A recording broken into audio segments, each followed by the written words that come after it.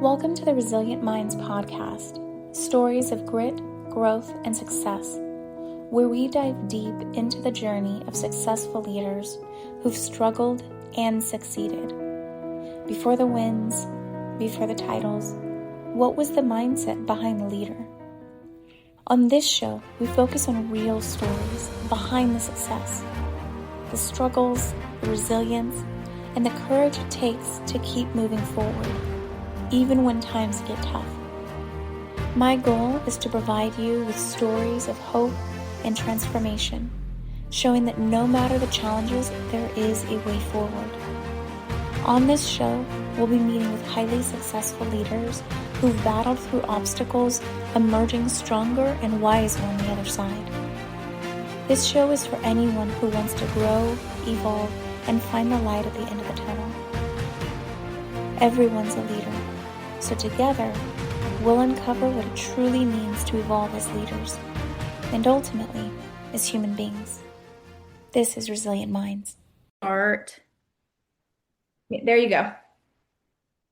Awesome. Well, thank you for joining me. Can you tell me a story about your childhood, great growth and success?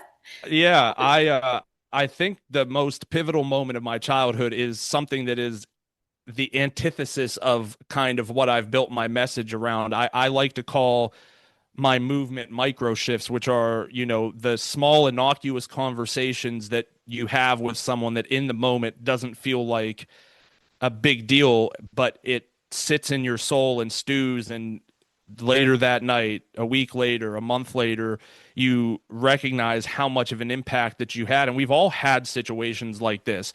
So this story is not one of those, but we went, I grew up in the normal American family. Normal American family might not mean that anymore, by the way, just putting that out there. Air quote.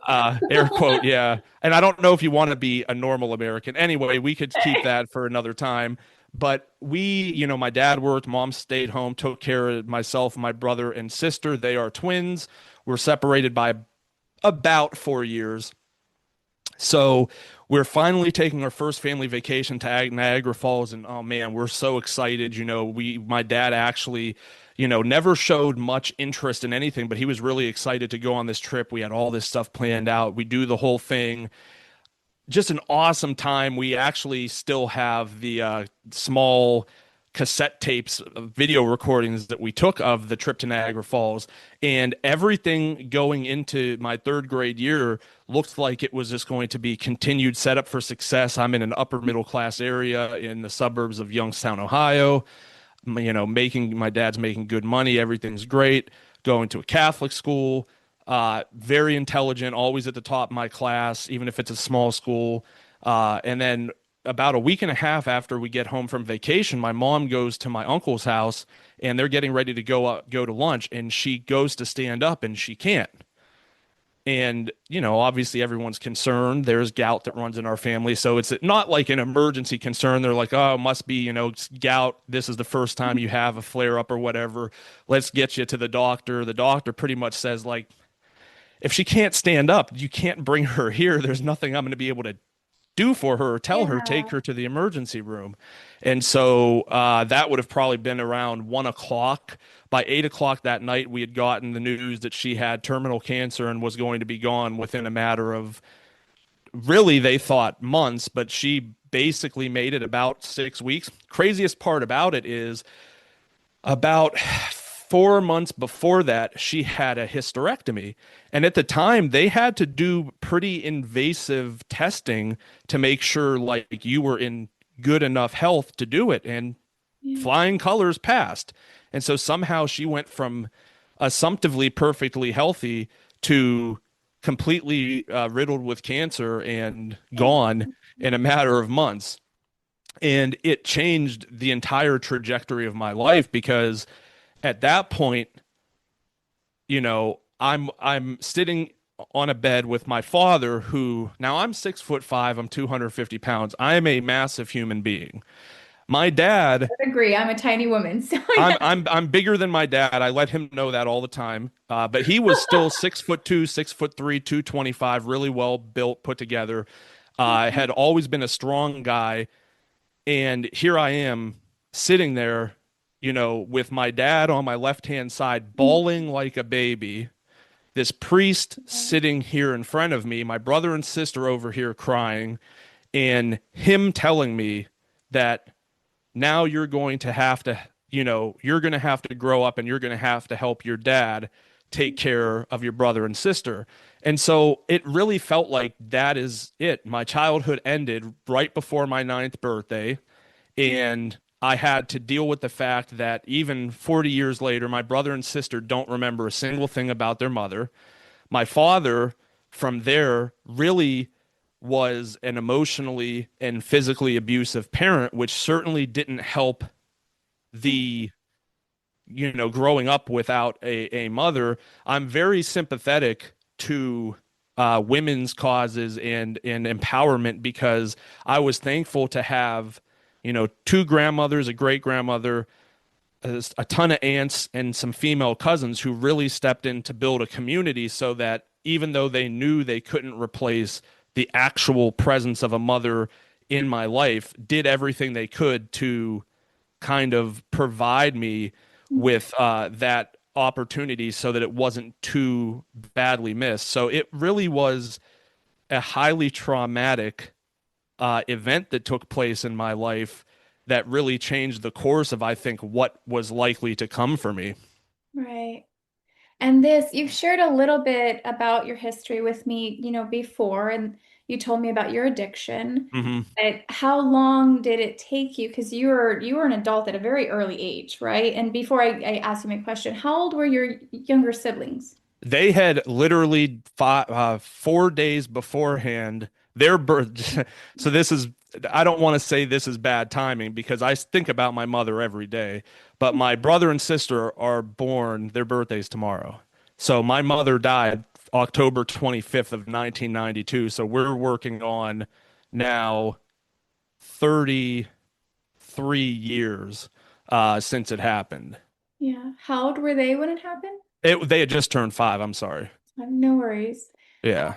And so by the time you grew up, you kind of moved out of the house and started becoming an actual adult, not like a figurative adult with a child with all these adult responsibilities. How long did you make it after your 18th birthday before you fell into addiction? Oh, that's so cute to think I made it to my 18th birthday. Yeah. That wasn't even remotely close to reality. And it's funny because it wasn't, I was unfortunately very literal and intellectual to understand in the fullness what took place, right? As As the young as you priest, were. yes, as the priest Right. is trying to explain it to me, I'm kind of telling him like, guy, I get what has happened here. This is not something that I don't understand. I've seen movies. I went to a Catholic school. Don't know if you know this. A lot of death in the Bible happens quite a lot. And so I understood the concept and that she's not Jesus, she wasn't coming back, and that life was going to move on. And it wasn't just that I wasn't going to I was no longer going to have a mother, but the function of how our family worked was going to be different. But in all of that, it never pushed me away. I was always so straight and narrow and centered. I was excelled at school. I was really good at baseball until the coach pissed me off, and I've always had a short temper. And so I ended up storming away from the team and quitting.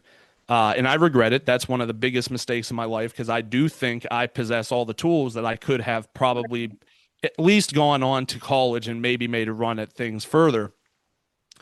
I grew up in a very unique age where we had a lot of like coming to age, here's what high school is like movies. So I'm talking Clueless, Can't Hardly Wait, the American Pie movies. And so while I moved from this Catholic school to a very large, about 300 person graduating class school, and the Catholic school I was in had 12 people. So Yeah. it was like a huge change. I did not know anyone at the school I was going to. I was wearing, they're all wearing very preppy Abercrombie and Fitch type stuff. I'm wearing Kmart clothes because even though we could afford the good stuff, my dad was sending grandma to go buy clothes, and grandma shopped at Kmart. And so I was picked on. I had to the best way I could verbalize it is sacrifice somebody in front of a large group of people so that they had to see that I wasn't going to be pushed around. And that did stop it. All it took was one time of causing physical harm to another person, which I'm not proud of. I think you should always be willing to stand up for yourself, but I wish that there was another way that I would have been able to to become more accepted without having to resort to physical violence.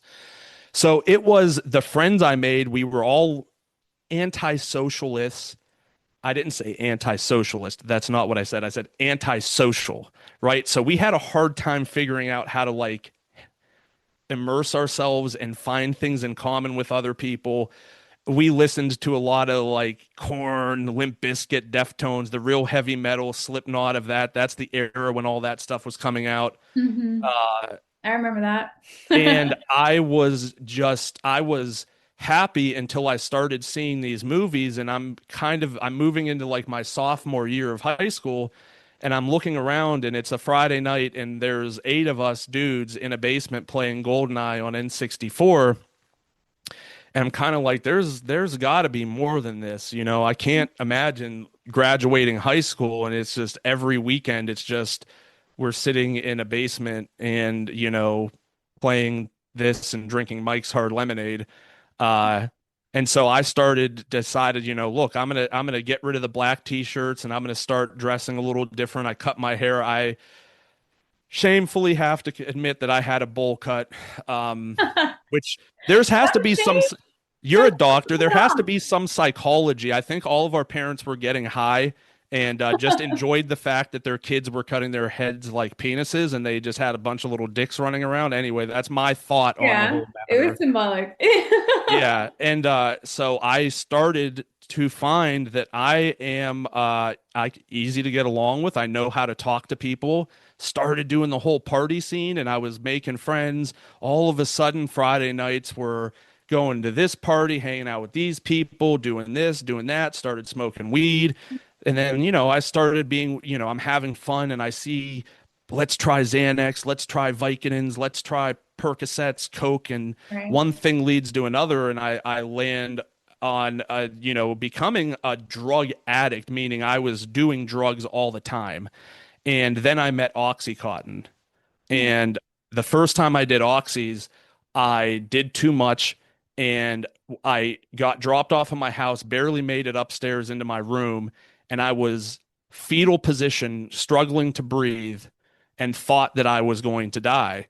And woke up the next morning and did more the next day. And then, probably within a month or two, I was waking up in the morning saying, hey, I need to do this or else I can't function today. And this is probably like 17, 18 years old. Oh man, missed the ACTs, so I couldn't go to college right out of high school because that was something you had to do. And I still graduated relatively high in my class, but I wasn't applying to schools. I wasn't trying to get scholarships and stuff like that. I had no interest in that. And so I got a little job and moved out and moved in with my girlfriend, and that only made things worse because she was doing the same stuff I did. Right. And it all coalesced to basically right around my 21st birthday. Um, I mean, I was in full blown addiction, but not just in full blown addiction to the point where, except for my family, I had burned all of my bridges Right. and I was not welcome with any of my friends anymore. I, you know, was robbing them in addition to the numerous amounts of crimes that I was committing, you know, abroad, going to stores, Yeah. stealing stuff that I knew I could sell easily. And then it just got to the point where I was like, well, I'm still getting high and I need money. So now I'm going to rob my family. And I had my grandmother shut the door on me and say, we don't want to see you anymore. It didn't affect me, had zero feelings. Mm. Uh, and eventually my dad, one morning I woke up and I was sleeping in the recliner in the living room and he's laughing because I had stolen his whole wallet and took credit cards and wherever I could use them, I would do whatever I could. And he had a restraining order and the police were right behind him and they took me, let me get in my car, and I was now living in my car. So, Nick, I want to ask you a question. I moved into leadership development because I noticed how a lot of executive leaders or business owners, entrepreneurs, they have a lot of unresolved trauma. Mm. Oftentimes that's what's fueling their need to fill something, and they just didn't choose the drugs or sometimes porn, they chose work, right? So my question to you is how much do you believe your trauma from childhood affected your addiction? I mean, while I will never say that it was a direct correlation, you'd have to be a nut to not admit that there is some amount of so there's a okay, let's look at it like this. The cause and effect. If Right. my mother was alive, my dad probably wouldn't have had the physical and emotional breakdown he had that led to the physical and emotional abuse I went through So because wait, of the wait. So your dad wasn't abusive before your mom passed, it no. was only after. Oh Oh, yeah. Yeah, it was not a lifelong pattern and it just got worse. It was like he was pretty well put together. Like, look, I'm not gonna say he didn't like spank us or something like right. that, but especially as we got older, it became like full on fisticuffs, right? It was no longer like he was, and also you don't smack a 13-year-old in the butt, right? You're at that point, he's physical and we're getting physical back with him because we start to realize like, hey, getting punched in the mouth ain't feel so good, and I'm getting bigger now. Right. And so, I think what ends up happening in that situation for me is there's trust broken. And so I don't feel comfortable going to my dad to say to him, hey, man, I have been starting to drink and Mhm. smoke weed and stuff like that. And I just want you to know that. And then maybe he says, hey, listen, that's what kids do, but you can't go out of control. Like, I don't know what's going to happen when inevitably I have that happen with my son, because I feel like there's a good chance that most kids are going to go through a period like that. But I didn't have anyone I felt comfortable to go through to talk to. So I do think that there's a huge correlation between the result of the trauma and how it affected other people that created scenarios in my life that it directly and indirectly impacted what I went on to do. And you listen, I talk to a lot, I'm a business owner, I talk to a lot of people, and I've had this recent revelation within myself. And listen, I believe that we're never a completed work. We should always be working on ourselves. But I've come to realize that drug addiction somehow was a level 2 boss and that I had a level 1 addiction, and that's performance addiction, which is exactly in the case of what you're talking about here that most people deal with. It is everything I have done really from the time my mom has died up until now. It can be a hobby, wrestling figures, sports cards, businesses, gambling, whatever it might be. It's hit the ground running and it is an obsession because I think that there is this hole that you're trying to fill, and you can be happy. I've got a great family. I'm so lucky to have my wife and my kid. I've got a business that is stressful at times, but it allows me in the middle of the day to do something like this. I'm not a working stiff, unfortunately. I don't have to go to an office and work for someone else. But we still look for like other ways to fill the holes Right. of, and I recently, within the last 6 months, came to realize that I thought, celebrating 20 years of being free from drug addiction, that I Congratulations. That's w awesome. thank you, I'm free of addiction, only to find out that all of these things along the way have just been different manifestations of drug Right. addiction, and I really wasn't aware of it. Yeah. I found that too, not only with myself, but of course, all the clients that I worked with, as a therapist, because I did like 15 years in the mental health field as a trauma therapist. Then I moved into leadership development, but it's always consistent, personally and professionally. We have addictions and we have these different patterns that if we solve this, it just moves somewhere else. We solve that, it just moves somewhere. It always goes down to us on our internal experience of ourselves and evolving as people. And what I've found is it usually goes to self-worth. Yeah, and I mean, it's so hard to get that deep too. So you do have to go through all of the different phases. I think my everybody has this really unique path and story, and it look, for me, addiction is different in recovery specifically is different for me than what it looks like for some people. I've found that I can drink and it's not something that I'm like, "Oh my God, I'm Hmm. right back at it." I will smoke weed mostly when I feel anxious. You know, I'm not a regular smoker every day, but there were times that I just get socially anxious and I'm like, I either have to lay down and take myself out of situations, and Right. you have no ability to know how long it's going to take, or I do something to deal with it. Um, and I forget where I was going with the point that I was making, but that's also what happens when you're an addict. You become a burnout. But, you know, I think that we're all on this journey, and I worked after, you know, we haven't really talked about this, but I ended up in a homeless shelter at 21. Hmm. I'm from an upper middle class household, and I've never told anybody this publicly, but I'm also white. And it is not the common demographic of the person who was ending up at the homeless shelter in Youngstown, Ohio. And Right. so when I walked in, when the police took me in to the rescue mission, the guy who was working like looked at me and literally made me face what he said very bluntly, "How can you be 21 years old from Canfield, Ohio and end up at the homeless shelter?"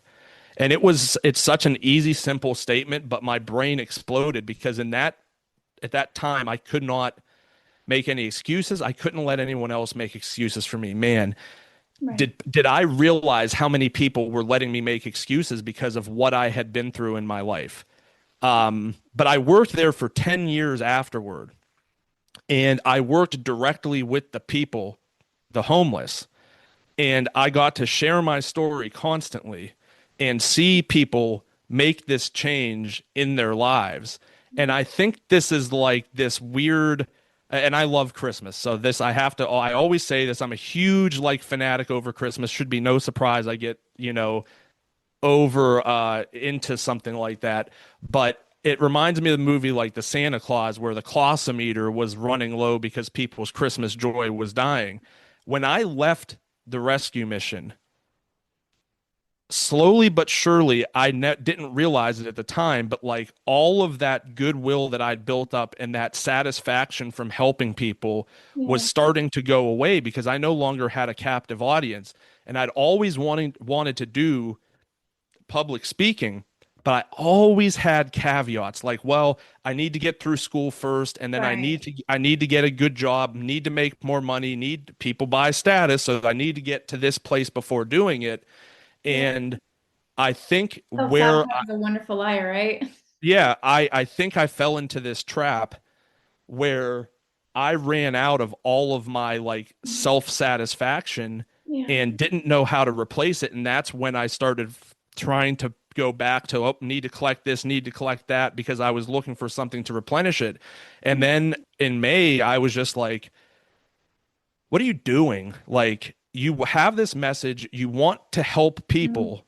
Why do you keep, what are you going to do? Be 70 years old and you're going to just keep being like, well, once I get to 72, I'm finally going to be ready to do this. And so now that I've had that opportunity to talk to people like yourselves and have platforms to be able to just talk about what I've been through and try to provide Mhm. little bits of nuggets for people to use in their daily lives, I finally feel that hole Yeah. being filled back up. So I don't, now I'm not running to something to try to find, I have that like natural satisfaction because I know I'm putting good out into the universe. Right. It's like you have your joy because that's internal. It's different than happiness, which is achieved. Right. So then Absolutely. you actually do public speaking now, right? What does your life look like now, having been through all of that? So right now we're still very much in the formative stages. I did a speech at MIT, and that was a really interesting experience for sure because MIT is just a big stage. It's just one of those things when you say I've spoken at MIT, you know, people are like, "Oh Right. damn, I figured you were like went back to your old high school and talked." And so it was a good experience, and I am really in the process of finally starting to reach out. And it is a little bit difficult because my wife and I talked about it, and we do want this to be like the thing I do, right? Right. Because she sees that it fulfills me and I could still listen, she has built the marketing company. I every time I get the chance, I scream from the mountaintops that that is her thing. If I had been left in charge of it, it would have been closed years ago. So it's something that she is able to take pride in. This is something I'm really able to take pride in. But things like this don't typically just develop overnight. It typically takes time and a lot of effort. And so this is our busy season in marketing. People are trying to get ready for the holidays and they're trying to plan for Q1. So it's a little bit of a challenge like right now, but I have some good opportunities moving into next year. I'm excited. I really love doing the podcasting thing. Yeah. If for no other reason, then you get to reach a lot more people naturally because there's not an actual finite amount of people that can be in a space, but I can do them a lot and I can do them from my house, and I only have to dress one half of myself. So Yeah, I'm not I'm wearing wearing shoes like right now. I'm I wearing I'm not either. I'm wearing swishy shorts, so it's like here I am in a sweater looking like a put together adult, and it's like no, no, no. That's not the reality of the situation. But it's a good transition to where I think things can go, and it's provided me with a lot of excitement for the future. And I think when you're not as excited about the work you're doing, you come to realize how much that does matter. Right. Absolutely. I have a couple of questions for you before we end. And I think you and I could talk for a whole other couple of hours. I feel like there's so many stories I would love to learn about you. But before we end today, first, if there was a speaking event that you would absolutely love to be at, what kind of audience would they be?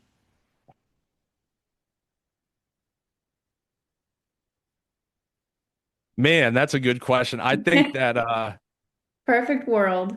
it's I think I would like to talk to people first and foremost right now, stage one dream. I just want to get in front of the combination of people who are going through recovery and really unsure about what life looks like afterwards. And I can tell you that a lot of time it is the message that's given is more survive. And I want people to take the blessing they've been given, having lost a lot of friends to addiction in my time, to not just survive, but to strive for greatness. And Absolutely. I want to that part of that audience to be people who are in the substance abuse field who haven't been through Mm, addiction themselves.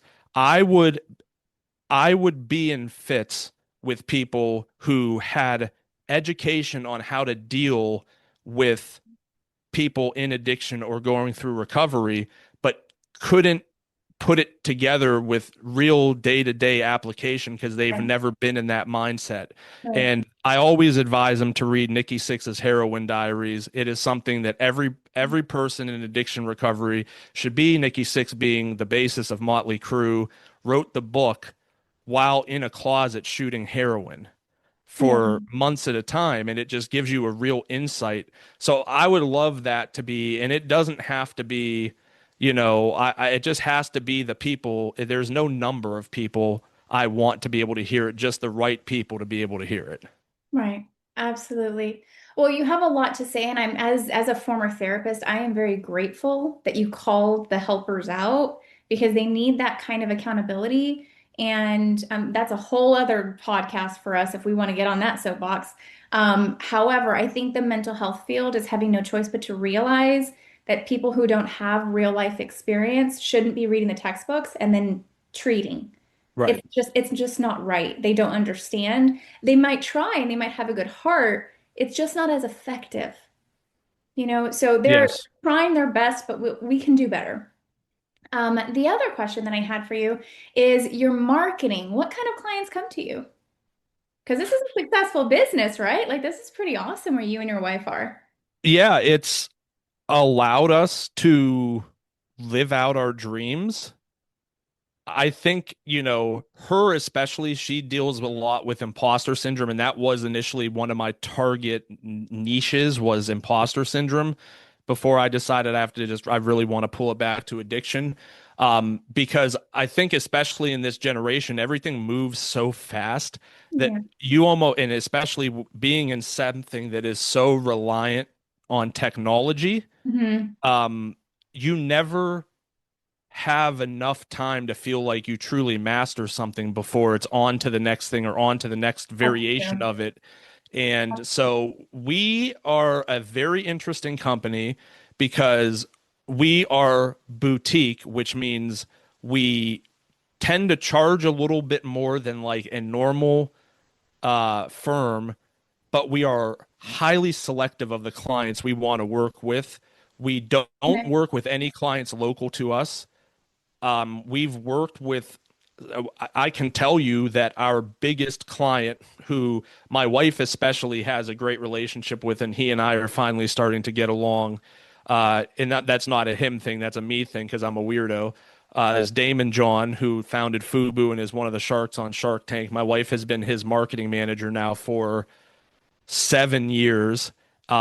He just did a mini speaking tour in Youngstown where we're at, and we got to be his entourage, and it was really awesome to see him take the stage and talk about how impactful my wife has been in Mhm. his life and how that's the only person he trusts to work virtually, because his offices were in New York City and now they're in Yeah. Miami. And so that's a huge blessing, and we just being around someone, and especially for me, this is one of the top like 10 ranked speakers in Right. the world, for so to be able to see how it's done properly, Mm. and to see how to maintain that authenticity in front of the camera and Absolutely. outside the camera is not something you in fact listen. I have a background. I ran a wrestling company. We've worked with some of the biggest names in professional wrestling, and I could tell you some of the nicest guys of the world come out of the locker room and they're the meanest pricks in front of the camera, and some of the meanest pricks in front of the camera behind the scenes are the nicest guys. So it just happens to work like that. And then we help some consulting firms that do a variety of things. Really, it's just about making sure we're a right fit, and Right. we don't want churn, and we genuinely want to feel like we are able to help you. So we like to work with businesses, usually, you know, 5 to 15 million annual, so that they have money to spend on marketing. And then our real value add is full stack marketing, where we dump an entire team inside your business. So as opposed to having to go out and hire a CMO, a Mhm. digital advertiser, a social media manager, we provide someone for a fractional amount of hours a week that we oversee and do all of the work.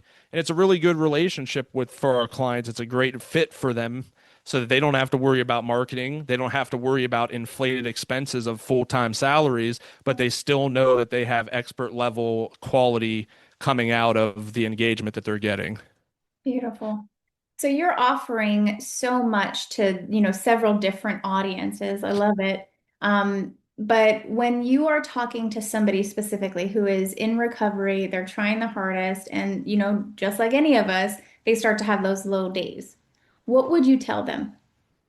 Three simple words, and you might have to bleep one of them out, but it's going to be what That's it's going to fine. be. It's going on the air. Keep, keep fucking going. Absolutely. There is so much in this world that is going to try to stop you. And if you believe that everyone wants to see you get ahead, you are telling yourself a lie. It is unfortunate that that's not the world we live in. And so you have to be your biggest fan. You have to be your biggest cheerleader, and you have to keep your eyes on the prize, because the longer you stay in addiction, the narrower the options of the outcome get. The longer you go, the harder it is to get off, the more time you're likely to receive in prison, or the increased likelihood it is that you're going to die from doing what you do. Right. And you're not just talking about substances, you're also It's talking about everything. addictions and violence.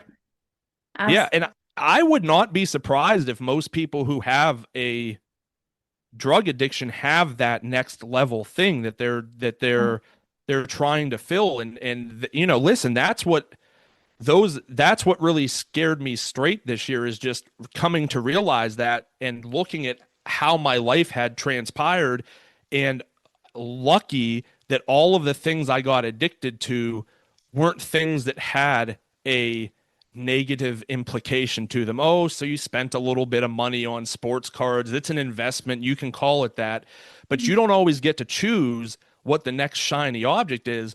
God forbid, just as easily as it could have been sports cards, it could have been sex. And then what happens then? Then you risk the very obvious things, like the high risk of disease from sleeping around with multiple people, but the bigger picture of what is it going to do to your family life? So, and you think, one thing I've learned about life is that you think you have more control over things than you actually do.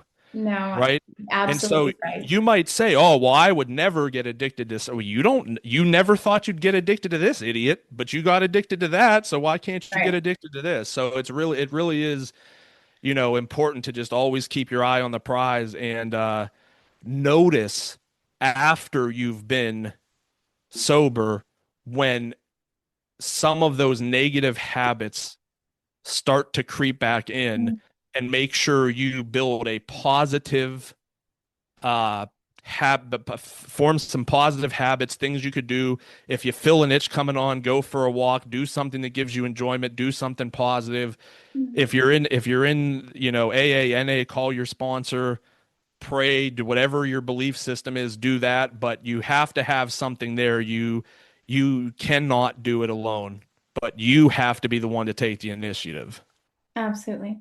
That's beautiful. I really appreciate your time today. I wish we had more, but maybe we'll just have you on the show again.